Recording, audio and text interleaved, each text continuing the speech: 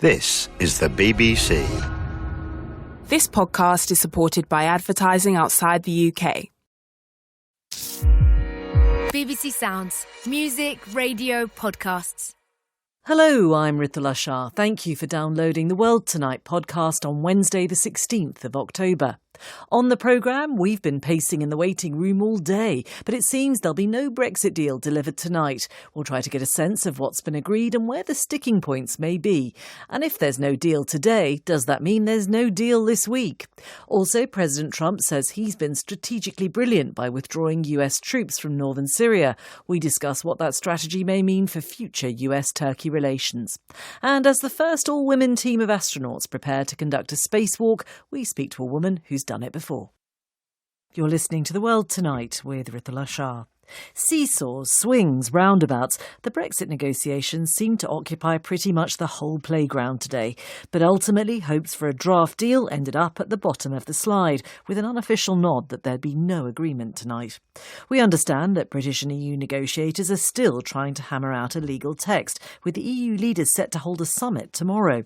The chief Brexit negotiator, Michel Barnier, has briefed member states, ambassadors, on the latest developments. Throughout the day, though, European leaders raised and tempered hopes. I don't have crystal ball. I don't know what is happening in the coming night, but I hope that, as we have EU27 always wanted, that we can reach an agreement. First, we have to come to an agreement at negotiator level. Secondly, it would have to be approved at European Council. And third, go to the House of Commons. So there's a few more hurdles to get over before we get that point yet. Die Nachrichten, die wir aus Brüssel hören, könnten schlechter sein, es mal so zu sagen. The news we are hearing from Brussels could be worse, to put it that way. Of course, we are waiting for the outcome of Michel Barnier's talks with the British negotiators. But we always campaigned for an orderly exit of Great Britain from the European Union. You heard there the Finnish Prime Minister Antti Rinne, Leo Varadkar and Angela Merkel. So, to find out what may have been agreed, let's speak to David Herzenhorn, the chief Brussels correspondent for the Politico website. David Herzenhorn, there seemed to be a sense that it was all there almost, except for I's to be dotted and T's to be crossed. What do we think has been agreed? Well, it is almost all there, but remember that agreement among the negotiators has never been the problem. Negotiators have been able to agree on terms of a divorce deal for the UK, and then when it goes back to London, to Westminster, the UK itself can't reach agreement and get it ratified. What we believe has happened is that there is now a deal that would include some provisions to manage the border between Ireland and Northern Ireland. That is a backstop by another name. Now, crucial to also remember that Michel Barnier, as the chief negotiator, has never gone back to EU leaders on the European Council and gotten any new negotiating mandate. So they can call this fudge whatever they want to call it by any other name. In the end, the EU will get exactly what it was seeking before on the island of Ireland, which is some sort of guarantee, lock solid, no way out for managing the border and making sure that in the event that a transition period ends and there's no free trade deal in place, which seems like it's a very good possibility, that then Northern Ireland will follow the EU customs rules, will essentially stay in accordance with EU trade regulations for as long as it takes until that point when there is a trade deal. Now, that's a fudge, but if that's a fudge that Boris Johnson can live with, remember, this is the kind of deal, putting a customs border in the Irish Sea, that Theresa May had said no prime minister could ever accept. So if he's ready to accept it, if the DUP in Northern Ireland is ready to go along, the EU27 seem prepared to agree to it. They're close. What we're hearing at Politico is one last dispute among the negotiators, and that is the UK side insisting that it would impose its own value-added tax in Northern Ireland if this backstop replacement kicks in. Now, it's a complicated thing, but right now, value-added tax is imposed, charged, collected by the EU member states, with most of that tax transmitted to Brussels, minus an administrative fee. The EU wants to maintain control over that in the event that Northern Ireland stays in accordance with all the EU's trade and customs rules. Nobody thinks that's a deal breaker right there. They're more concerned about Boris Johnson signing on, about Boris Johnson bringing on the DUP, and giving them some sense that he has a majority in the House of Commons, which is something Theresa May was never able to put together. And on the question of the DUP, another issue that they were concerned about was one of consent, which is something that the EU appeared to have reservations about. Do we know if there's been any kind of agreement on that or where it's reached? Again, our best understanding is that consent is effectively out of the picture. Again, they may try to paper that over, but the EU has long made clear, and these are the red lines that I'm describing, were never changed by the EU 27 leaders, that Michel Barnier at the negotiating table is obligated to stick with. They had always made clear that there could never be an instance where that emergency provision for the Northern Ireland border could somehow be eliminated and fall away before there was something in its place. So there's been talk about finding ways to give the sense that the people on Northern Ireland are in approval, perhaps setting a high bar for them to exit out of this arrangement with a double majority. But our best understanding is that Boris Johnson has given way on consent, that isn't actually an issue anymore. In a sense, he's making clear that he cares much more about reaching some deal, any deal, even if it looks a lot like what Theresa May had done, just to be over and done with this by October 31st. David Herzenhorn, thank you very much. Well, that's the view from Brussels. But whatever is agreed, as David was saying, Boris Johnson will need to get Parliament, including his own party, on side. Now, in an effort to smooth over possible opposition, the Prime Minister spent much of today meeting groups of MPs, including the influential 1922 committee of backbench Conservative MPs. Earlier, I spoke to its Vice Chair, Charles Walker. He made it clear that although things look very positive, discussions were moving in the right direction, it was still too early to say that there would be a successful outcome. That's what he's hoping for. That's what we're hoping for. But yeah, we're not there till we're there. The most important thing to me is legally the UK getting out of the EU. I think the rest can be dealt with at a later stage. I never thought it would all be done at once. I think that would be perfection, and perfection doesn't exist in politics, and it certainly doesn't exist in international politics. But if we can get out with the support of the DUP, we can find support from across the House for a deal that will allow companies to start investing in the economy and jobs and wages, then I think that'll be a great thing. The DUP will be crucial to any deal passing in the Commons. They've been holding regular meetings with Boris Johnson all day. We'll discuss their concerns a bit more in a moment. There's also the European Research Group. They're the most ardent Brexiteers within the Conservative Party. They appear to be making relatively positive noises on the basis of what we know so far. Tory MP Steve Double is one of their number. Clearly, there is a challenge around meeting both the requirements of the EU to maintain what they see as the integrity of the single market and, from our point of view, maintaining the integrity of the United Kingdom. And the DUP are right at the heart of that matter, so I wouldn't be surprised if that is where the concern was. How important is it to you when you think about your support for any deal that may emerge? How important is it to you that the DUP should give it the thumbs up? Well, clearly, for many of us, they are important in terms of their position on the union, and we would look to them. I wouldn't say that I'm just going to do whatever they think, but certainly I would listen to any concerns. I think for me the most important thing is the destination. Where does any deal enable us to end up, and does it enable us to end up in a position we want to be within reasonably our control? And if there is a transition phase through that, then I'm willing to consider anything. But clearly, we do need to take our unionist friends into consideration. But from what we've heard so far, then it sounds like you're pretty much on side, because this, by putting a fairly hard border, let's call it, around mainland Britain, and then with the caveats for Northern Ireland, this does provide the opportunity for the kind of free trade deals that someone like you might want to see. Absolutely, but as I said, part of that is how permanent that arrangement is, or whether that's a transitional phase whilst we negotiate a more permanent and what we might consider a more acceptable position. So the problem with the backstop was that it locked us into a customs union that we had no control, or even potentially very unlikely to be able to get out of. A temporary position with a very clear destination in mind, I think, is something that I could support, as I said, but whilst clearly listening carefully to the concerns of the unionists. So do you think it's likely that the ERG, of which I think you're a part, that you're more inclined to vote on the basis of what we know than perhaps you have been in the past? Well, I think the vast majority of the ERG members voted for the withdrawal agreement at the third vote, including the Prime Minister and the Foreign Secretary and many others.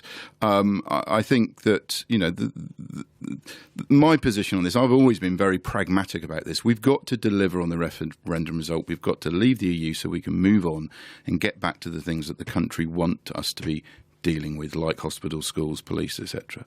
And if we can find an agreement that enables us to respect the referendum result and puts us in a position where we can see the destination we want to get to, then that's good enough for me. And previously I supported the deal because I took the pragmatic view that it was more important to keep our commitment to leave at the end of March, as we said we would do, and let's try and manage the risks that the backstop contained.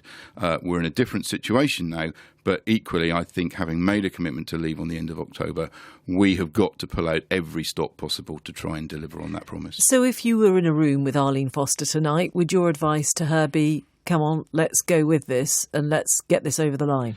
I wouldn't dare to put myself in a position to give Arlene Foster any advice. What I would do if I was in a room with her is I'd listen carefully to her concerns and maybe put my view across on those. But I think the DUP clearly have their very understandable concerns from their position within Northern Ireland.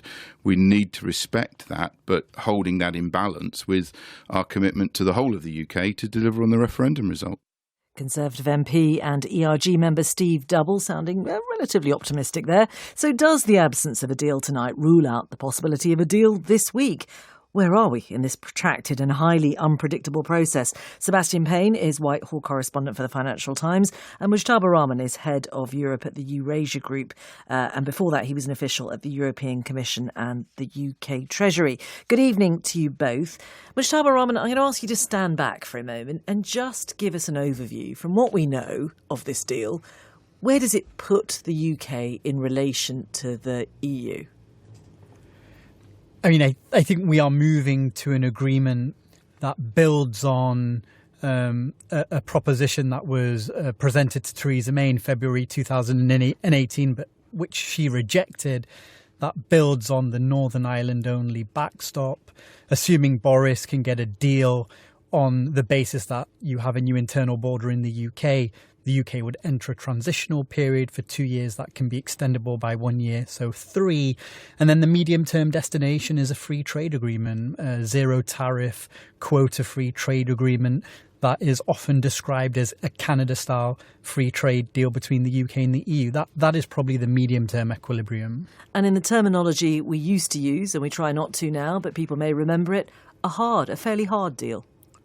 Much harder than the deal that Theresa May negotiated. Theresa May essentially negotiated a customs union with the EU, so that's a much softer version of Brexit. This is a much harder version of Brexit. The only thing that's consistent is that there will be a transition period where the status quo will prevail for 2 or, as I say, 3 years. And then at the end of that process, we'll move to a much looser trading relationship with the EU, which will allow the UK to negotiate trade deals with third countries, which has always been obviously a big objective for Boris Johnson and a big objective for the Tory party. So, Seb Payne, keeping that big picture in mind, no deal tonight, but is it likely there could be a deal by the weekend, something for MPs to discuss on Saturday?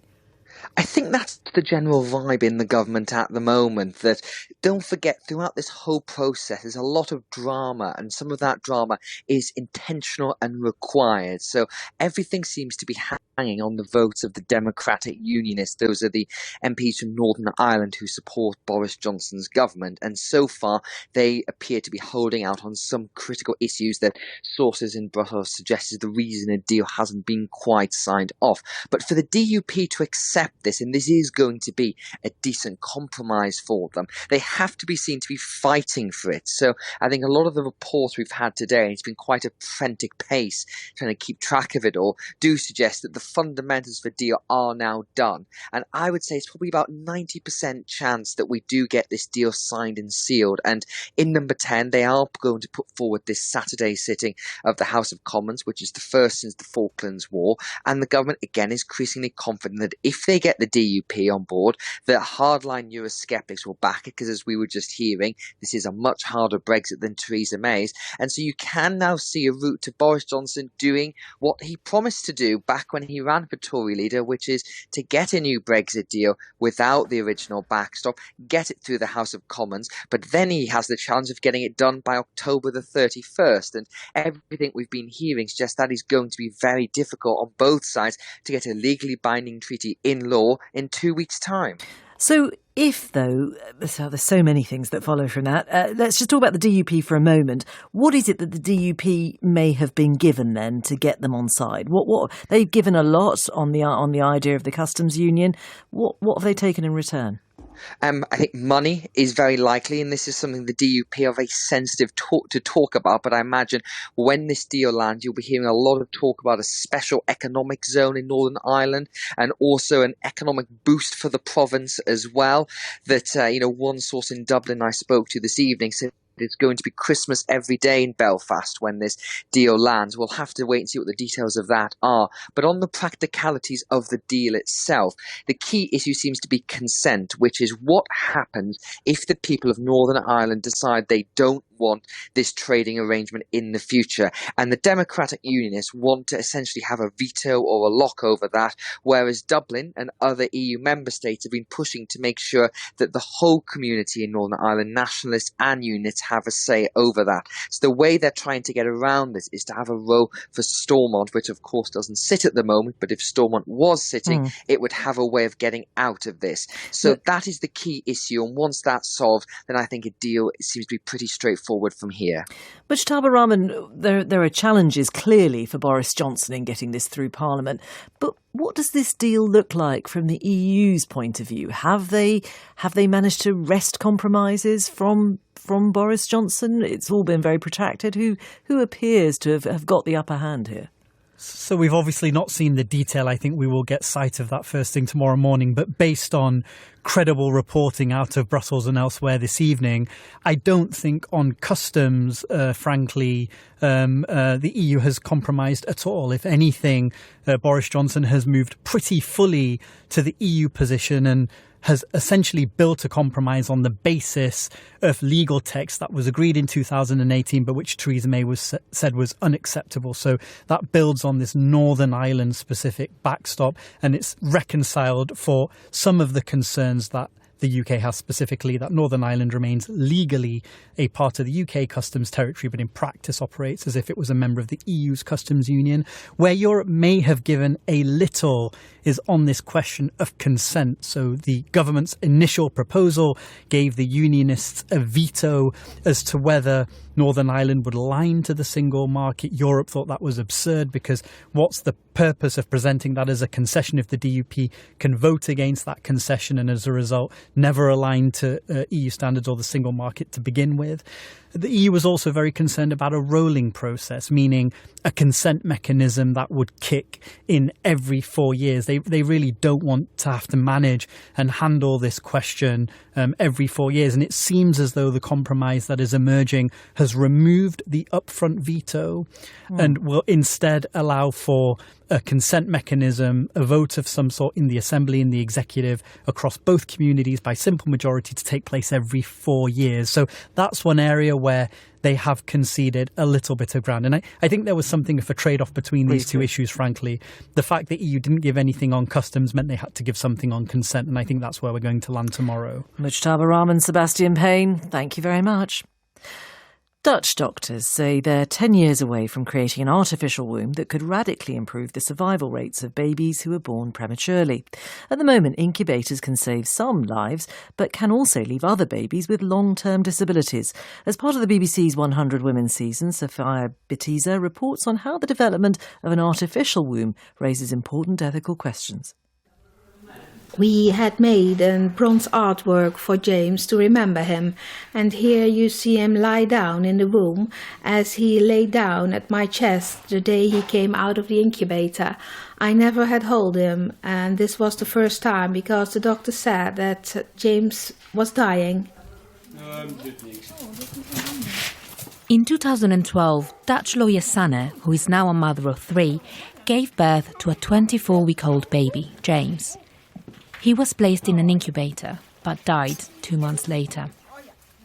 Only around half of the babies born at 24 weeks and placed in an incubator survive. And many of those have severe disabilities. We're in a room in the neonatal intensive care unit of the hospital. I'm looking at a premature baby of 27 weeks inside an incubator. It's really small.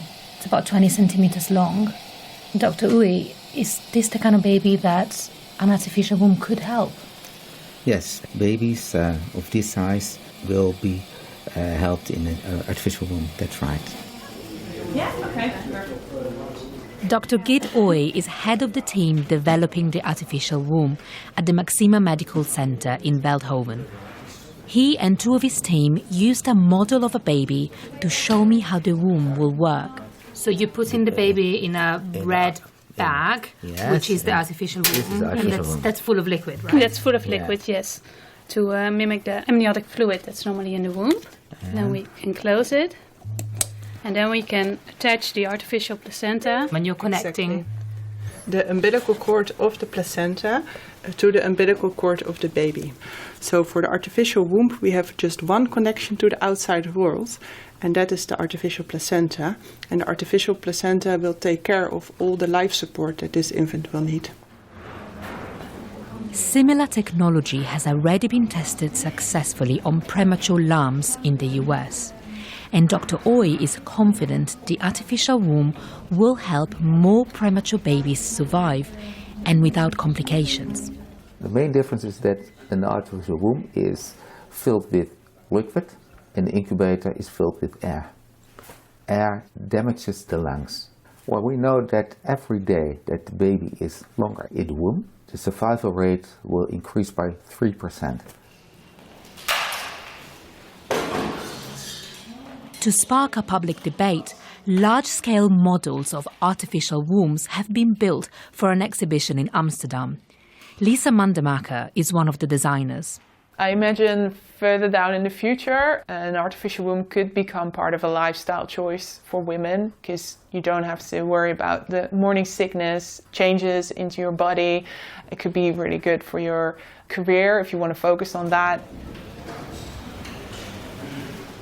The medical ethicist Hafiz Ismaili Mohammadi says artificial wombs could have an effect on the age at which a fetus can survive with medical help outside the mother's womb, its viability, and on the time limit for abortions. Both are 24 weeks in the Netherlands. Viability might change, it's 24 weeks, but with this new technology we can push that back to 22, 21 maybe. That might also have consequences for when women or parents are allowed to abort their pregnancy. And could artificial wombs one day be used to grow a baby for the full 9 months? Dr. Oy thinks this is more in the realms of science fiction and says his artificial womb is only aimed at saving babies born between 24 and 28 weeks and giving hope to parents such as Sana. I think the artificial womb could save so many lives of little babies that were born premature. And that's the biggest gift you can give parents. Yes, goed uitkijken, hè? Dat je leest. Sana ending that report from Sofia Batiza. The headlines so far on The World Tonight. A government source has told the BBC there'll be no Brexit deal tonight as officials continue to work on the technical details in Brussels. And while we've been on air, the Labour MP Louise Ellman has resigned from the party, saying Jeremy Corbyn isn't fit to become Prime Minister and anti-Semitism has become mainstream under his leadership. A green light is the phrase that keeps being used. The Turkish offensive in northern Syria escalated rapidly once President Trump had ordered the withdrawal of US forces from the area. And criticism of the president's decision has escalated too, as Kurdish-led forces, who had been a key US ally in the fight against so-called Islamic State, have come under attack. This evening, the House of Representatives voted overwhelmingly to condemn the president's decision. Dozens of Republicans supported the vote. Earlier today, though, President Trump pushed back at critics of his decision. Our soldiers are not in harm's way, as they shouldn't be, as two countries fight over land. That has nothing to do with us. And the Kurds are much safer right now, but the Kurds know how to fight. And as I said, they're not angels. They're not angels. If you take a look, you have to go back and take a look. But they fought with us. We paid a lot of money for them to fight with us, and that's okay. They did well when they fought with us. They didn't do so well when they didn't fight with us. And he played down the loss of American influence over what is a strategically important region and suggested that Russia should now play a major role in the fight against Islamic State militants. So I view the situation on the Turkish border with Syria to be, for the United States, strategically brilliant. Syria is protecting the Kurds. That's good. We are, and by the way, every player hates ISIS. Everybody we're talking about. Syria more than us. Russia more than us. They've done a big number on Russia. And we're over there fighting ISIS, but they're over there fighting ISIS too. They can handle it, and they should handle it. Well, the president may think his actions are strategically brilliant, but they have strained relations with Turkey. On Monday, the US announced sanctions against Turkey, and Washington's ambassador to the UN, Kelly Craft, called on Ankara to halt its offensive immediately and declare a ceasefire. But President Erdogan told Parliament today that no one can stop his battle against the Kurds in Syria until its goals have been achieved. The Vice President, Mike Pence, and the US Secretary of State, Mike Pompeo, are heading to Ankara to meet President Erdogan. Soner Çağatay is director of the Turkish research programme at the Washington Institute think tank, and his book, Erdogan's Empire, Turkey and the Politics of the Middle East, has just been published. What kind of reception did he think they'd get at that meeting? Probably a listening ears, because although the United States has so far, or the White House rather, been lenient in sanctions towards Turkey, symbolically targeting some Turkish cabinet ministers, Ankara knows that Washington holds the card of imposing economic sanctions on Turkey. Another time when Turkey's economy was blossoming until recently, those sanctions would not have really hurt Turkey's economy. But because the economy in Turkey is in recession, it's very likely that any economic sanctions would devastate Turkey's economy. So I think Ankara will listen to what Pence has to say during his visit. And yet today in Parliament, President Erdogan sounded defiant, suggesting that nobody could stop Turkey in this offensive until it's met its aims. That's true. In part, Erdogan is being a nationalist Turkish leader. Turkey is a nation of people who have until recently owned a large empire.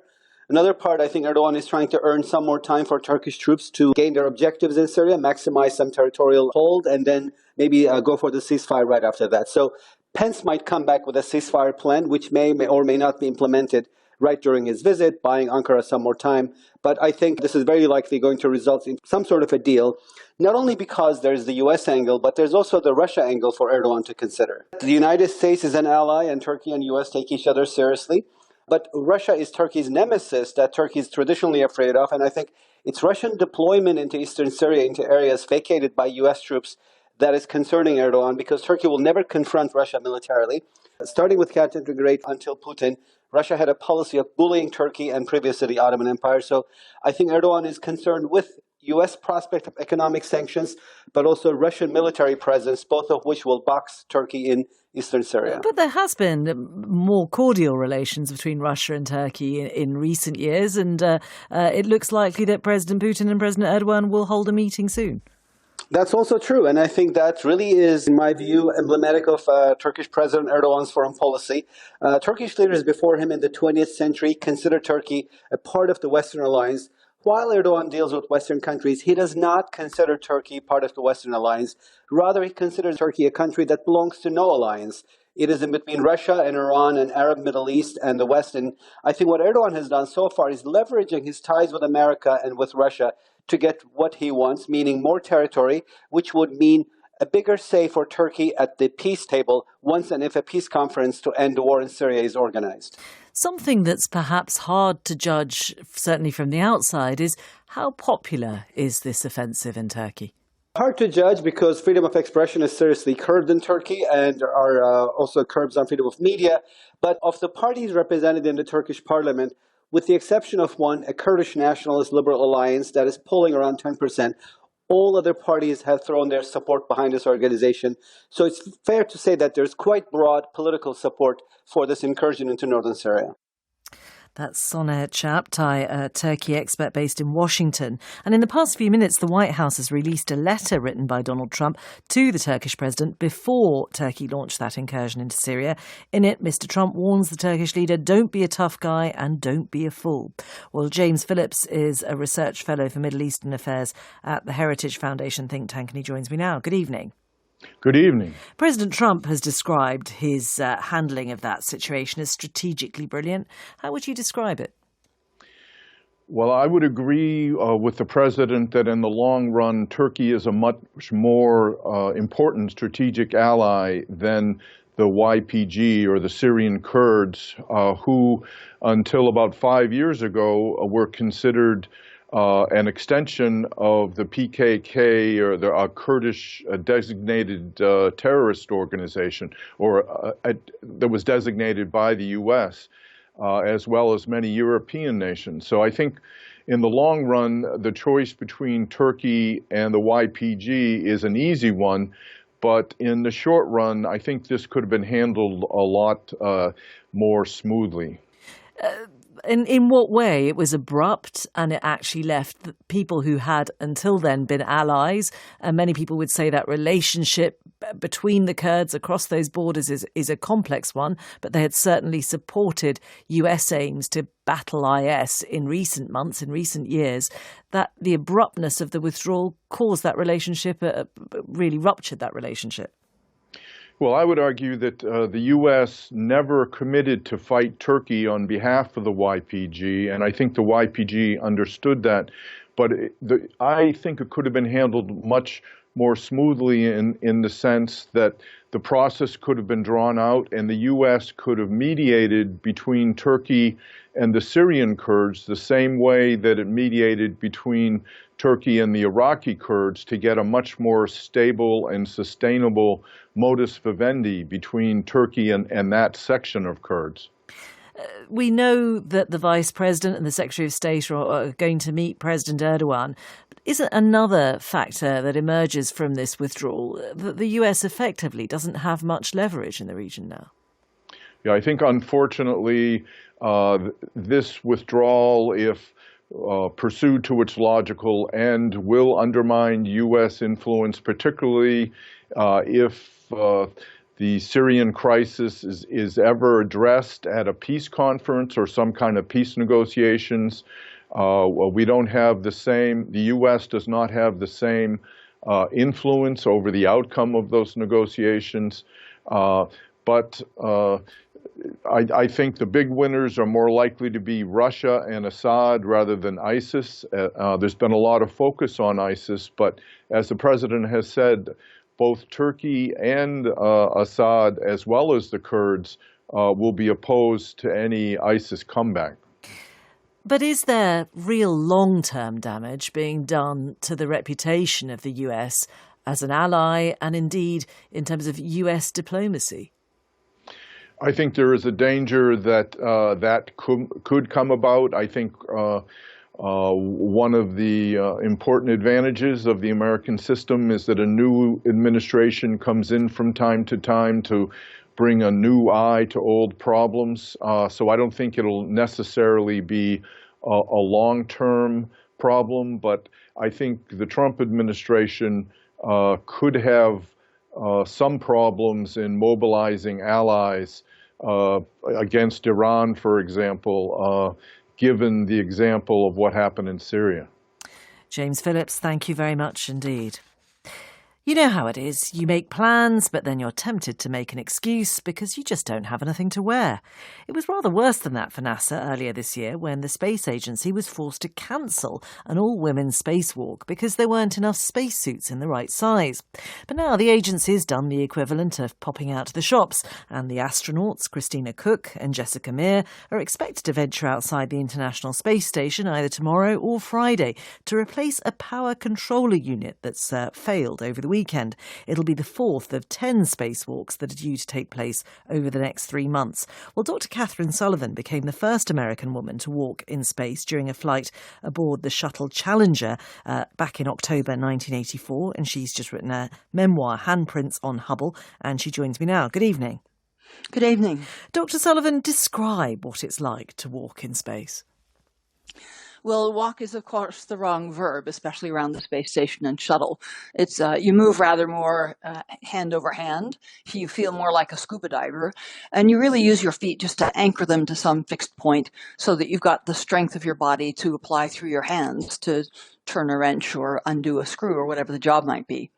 It's basically home repairs, but with a spectacular view. And in the years since you've did your spacewalk, how much have spacesuits improved?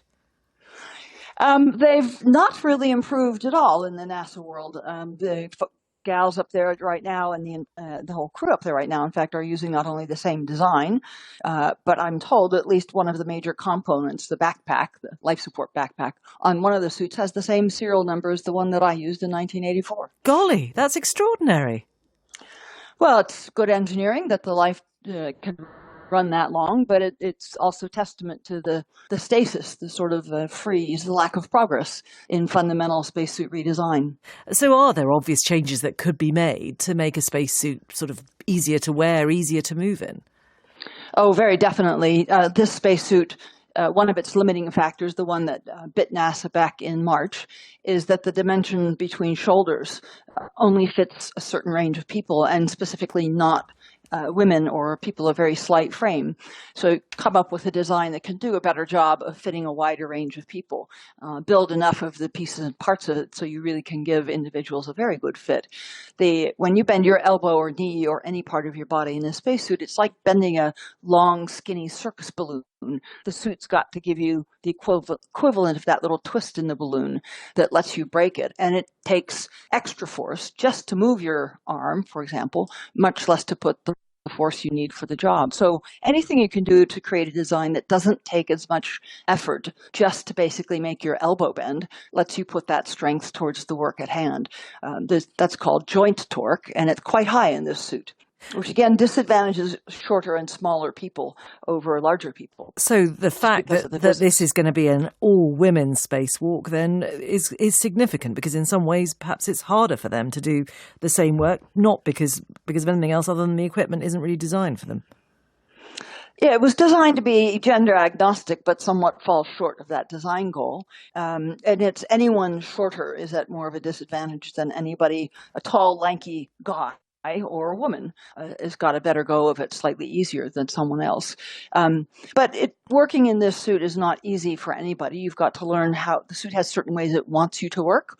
If you learn those and get good at them, then you can be very effective in the suit with considerable effort. If you don't get good at them, the suit will win. And you rather wonderfully describe this as the job that they're going to do as home repairs with a wonderful view. I rather blithely said they've got to replace a power controller. How difficult is that particular task? Quite intricate. I don't know all the details of that particular unit, but obviously it's something that's wired into the electrical core of the space station. So it surely has quite a number of electrical connectors. They might be designed to be somewhat automatically, make and break, but still you've got to take care they get remade again, so electricity flows in the right places, and some fair number of bolts, I would imagine, that secure it down. Undo all those bolts. Be sure you don't lose track of any of them if they're not sort of latched to the box. Okay. So it's slow and careful and somewhat tedious in the doing of it, but for that view. Catherine Sullivan, it sounds amazing. Thank you very much indeed. Well, that's The World Tonight. I'm Ritula Shah. For now, from me and everyone on the programme, good night. Hello, I'm Ritula Shah. Thank you for downloading the World Tonight podcast from the BBC, with in-depth reporting, intelligent analysis and major breaking news from a global perspective. You can also find more BBC podcasts at bbc.co.uk/podcasts.